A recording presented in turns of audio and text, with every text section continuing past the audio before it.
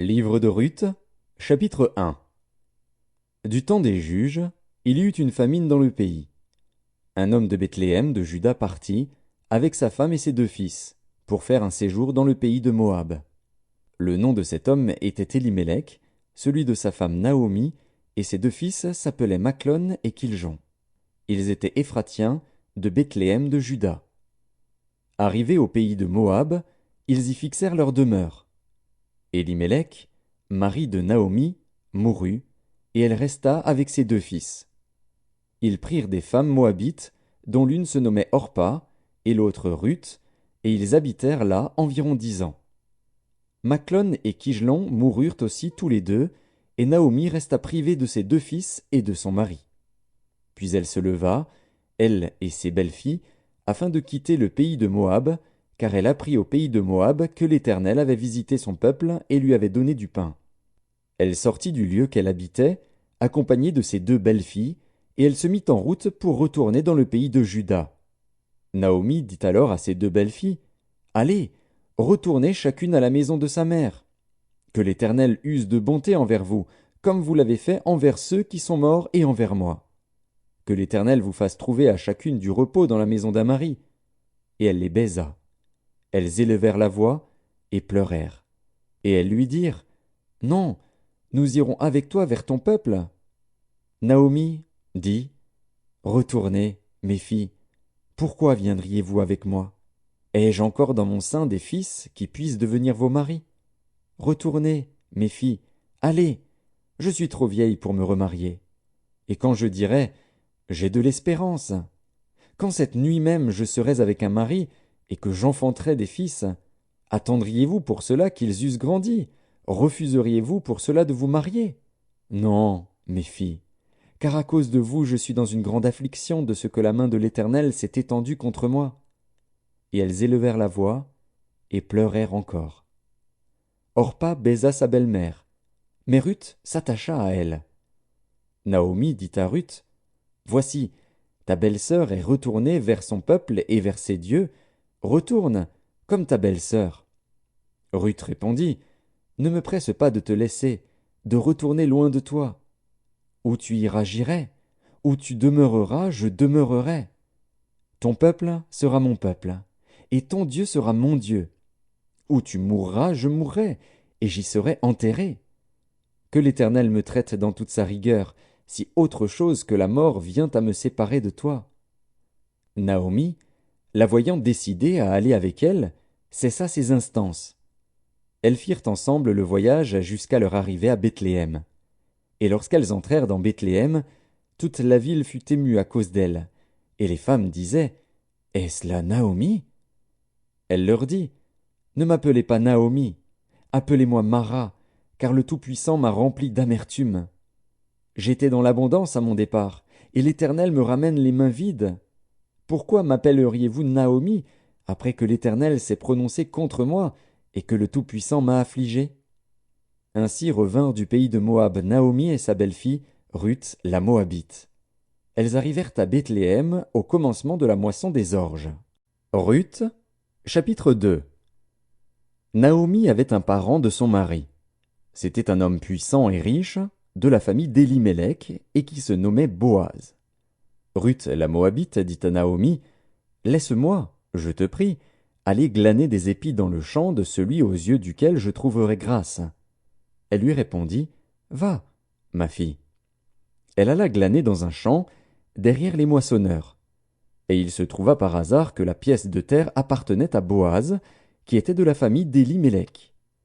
Et voici, Boaz vint de Bethléem, et il dit aux moissonneurs, « Que l'Éternel soit avec vous. » Ils lui répondirent, « Que l'Éternel te bénisse. » Et Boaz dit à son serviteur chargé de surveiller les moissonneurs, « À qui est cette jeune femme? » Le serviteur chargé de surveiller les moissonneurs répondit, « C'est une jeune femme moabite qui est revenue avec Naomi du pays de Moab.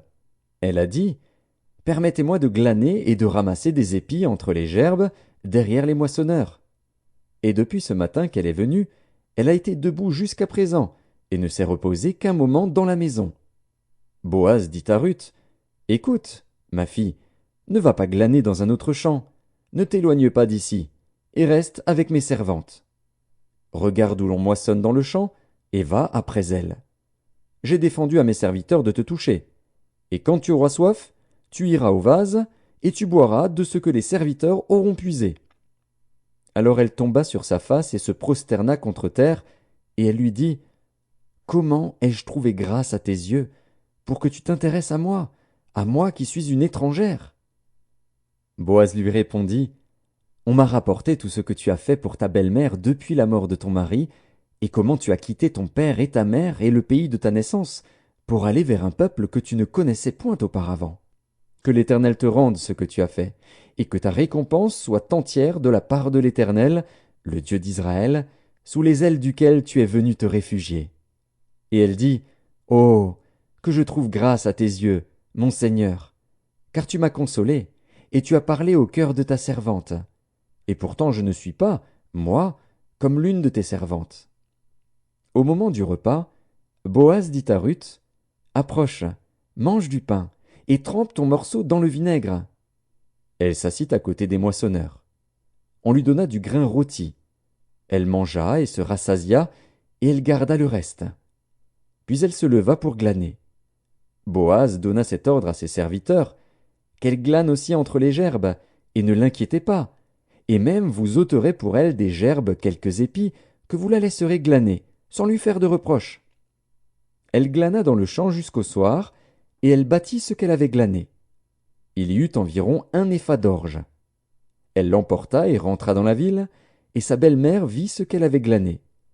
Elle sortit aussi les restes de son repas, et elle les lui donna. Sa belle-mère lui dit, Où as-tu glané aujourd'hui, et où as-tu travaillé? Béni soit celui qui s'est intéressé à toi. Et Ruth fit connaître à sa belle-mère chez qui elle avait travaillé. L'homme chez qui j'ai travaillé aujourd'hui, dit-elle, s'appelle Boaz. Naomi dit à sa belle-fille, Qu'il soit béni de l'Éternel, qui se montre miséricordieux pour les vivants comme il le fut pour ceux qui sont morts. Cet homme est notre parent, lui dit encore Naomi.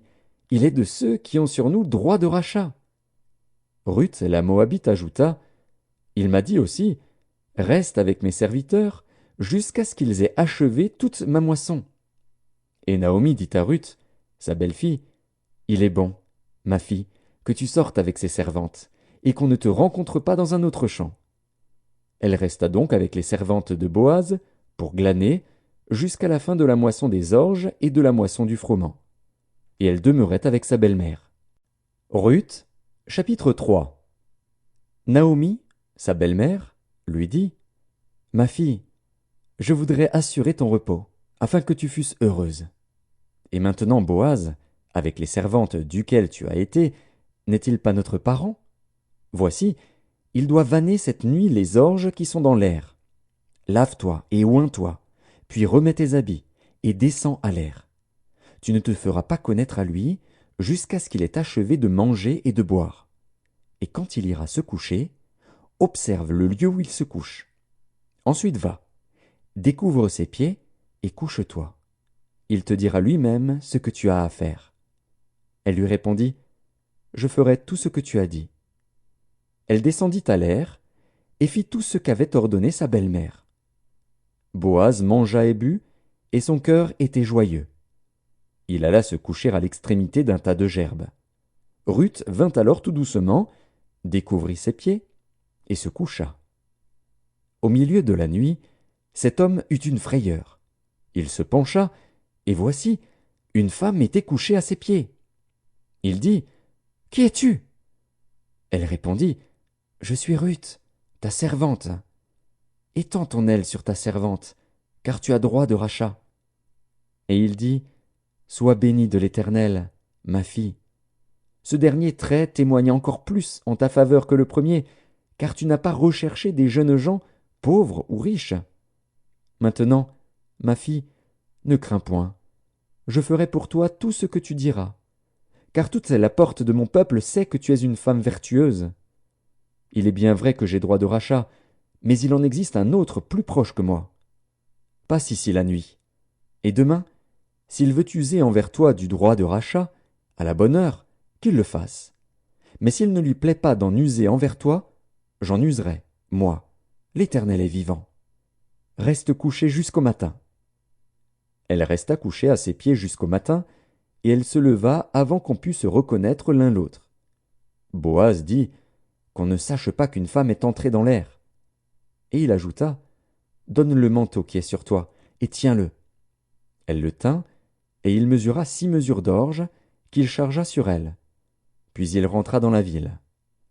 Ruth revint auprès de sa belle-mère, et Naomi dit, est-ce toi, ma fille?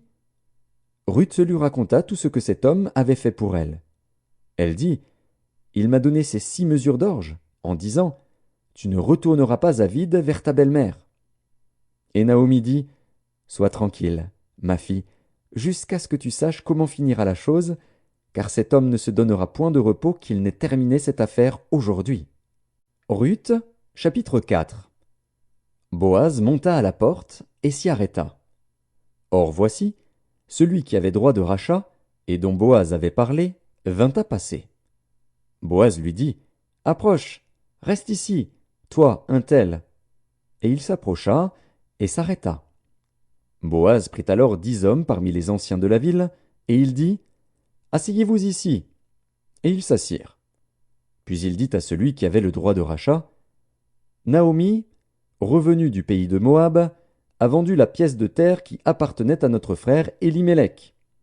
J'ai cru devoir t'en informer et te dire, acquiers-la, en présence des habitants et en présence des anciens de mon peuple. Si tu veux racheter, rachète.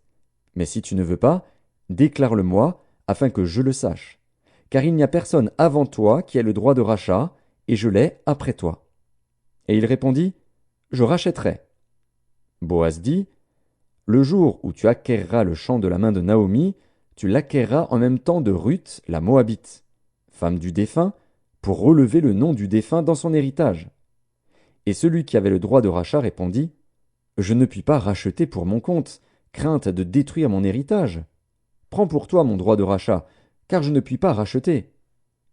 Autrefois en Israël, pour valider une affaire quelconque relative à un rachat ou à un échange, l'un ôtait son soulier et le donnait à l'autre.